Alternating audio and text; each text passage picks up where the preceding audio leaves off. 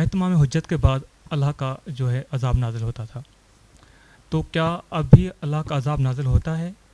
کیا یہ سانحہ منع ہے، یا جو کرین گری تھی، یا کوئی زلزلے آتے ہیں، تو کہ اللہ کے عذاب کی شکل ہے، یا یہ بندوں کے جو ہے وہ جو تدابیر ہیں وہ نا کافی ہیں، اس وجہ سے عذاب آتا ہے؟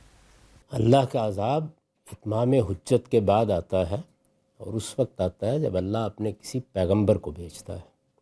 اس عذاب کے آنے سے پہلے اللہ تعالیٰ منکرین کو الگ کر لیتا ہے، مومنین کو الگ کر لیتا ہے۔ آپ نے اس عذاب کی تفصیلات اگر قرآن میں پڑھی ہوں تو حضرت نوح کی قوم پر جب عذاب آنے کا فیصلہ کیا گیا تو انہیں حکم دیا گیا کہ وہ کشتی بنائیں، کیونکہ ایک بڑا طوفان آنے والا ہے، اہل ایمان اس میں سوار ہو جائیں گے۔ اس عذاب میں یہ نہیں ہوتا کہ وہ آیا اور معلوم ہوا کہ کوئی جلیل القدر عالم بھی نیچے آ کے ختم ہو گیا، کوئی بڑا مومن بھی نیچے آ کے ختم ہو گیا۔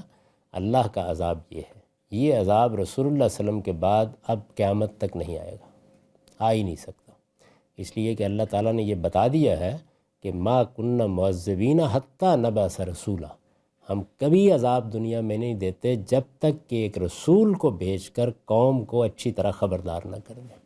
اس کا قانون یہی ہے، یہ بیان کر دیا گیا ہے۔ تو اب چونکہ رسالت نبوت ختم ہو گئی، کسی نبی اور رسول کے آنے کا سوال نہیں ہے، تو اب کوئی عذاب بھی نہیں آئے گا۔ یہ اصل میں موت کو خدا جمع کرتا ہے اور نمایاں کرتا ہے۔